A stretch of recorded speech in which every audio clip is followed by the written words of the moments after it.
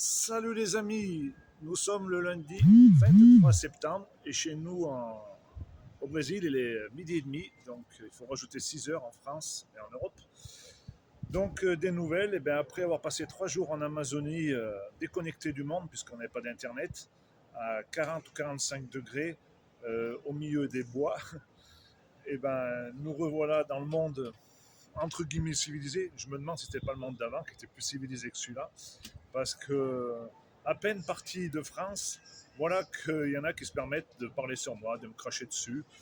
Ben, pour pas les citer, le, le numéro un, c'est Noël Lapierre du MAPEI. Là, j'aurais jamais cru ça de lui. Pour quelqu'un qui se dit résistant, il se permet de raconter des conneries à mon égard, comme quoi je suis parti parce qu'on m'a payé un voyage, qui fait partie de l'opposition contrôlée, ci et ça, toutes des conneries. Parce que, soi-disant que il y a une vidéo qui tourne sur Table 700 où on me montre en photo.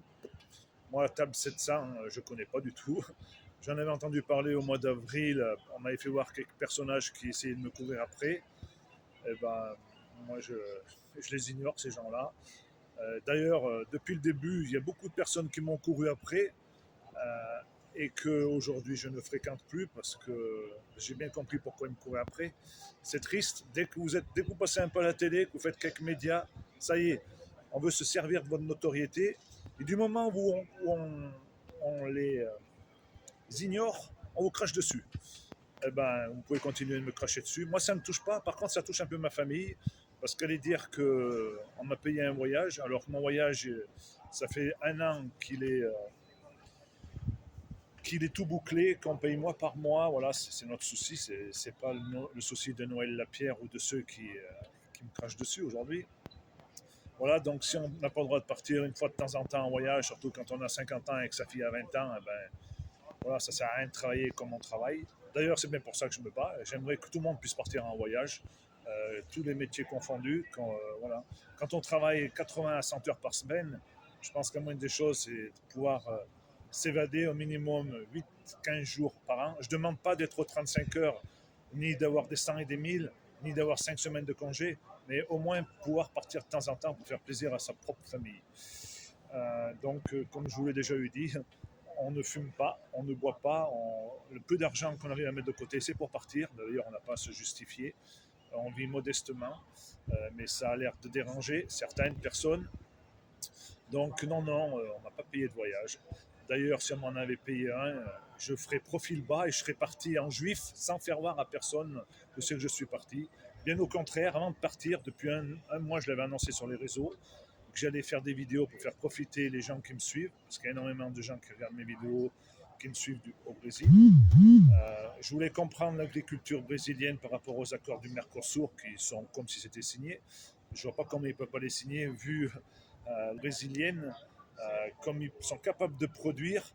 Déjà actuellement, ils sont capables de nourrir 2 milliards d'habitants et en exploitant à peine 40% de leur superficie. Donc, voilà, il faut s'attendre à ce qu'il y ait encore plus d'exportation vers l'Europe. Donc, c'est à nous, peuple de France, peuple de résistants, à tout faire pour sortir de cette Europe cannibale. Et vous pouvez compter sur moi. Je ne vous ai pas trahi, ne vous trahirai pas. Et je pense beaucoup à vous. Et dès mon retour, je vais faire un live pour débriefer du Brésil, de ce gigantesque pays qui est aussi grand que toute l'Europe. D'ailleurs, c'est pour ça qu'on est obligé de voyager souvent en bateau ou en avion pour aller d'un point A à un point B. Et c'est pour ça que je vous fais profiter des différentes régions. L'Amazonie, je n'ai pas fait de vidéo. Euh, Parce que dès que je suis arrivé à l'aéroport ce matin, mon portable a beaucoup bipé en me disant c'est dégueulasse qu'ils racontent sur toi en France, tout ça. Alors j'ai dit il ne faut pas prendre la mouche. Tant qu'on me parle dessus, déjà c'est que je ne suis pas mort. Et tant qu'on me critique, c'est que je dérange. Et puis aussi, je voulais rajouter aussi qu'il y a beaucoup de personnes qui font des faux comptes et qui demandent de l'argent. Ce n'est pas moi. Donc le tout est bien maîtrisé par ces mêmes personnes. Ils font croire que je demande de l'argent pour pouvoir m'évader à l'étranger. Non, non, je vais vite revenir. J'étais content de partir, je serai encore plus content de revenir.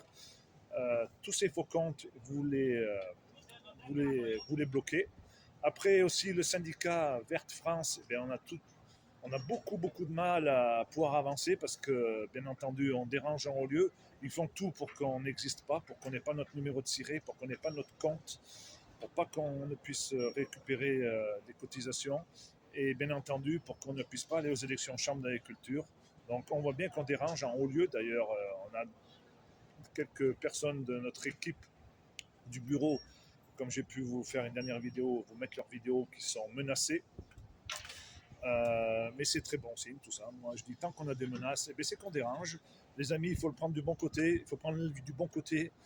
Il y a plus malheureux que nous, mais on va quand même essayer de rétablir la situation pour que tout le monde à l'avenir puisse vivre dignement, manger à sa faim et pouvoir se payer 2-3 jours de vacances quand il en a envie. Allez les amis, la bise et j'essaierai de vous en faire une dans le sud du Brésil. La bise, à plus.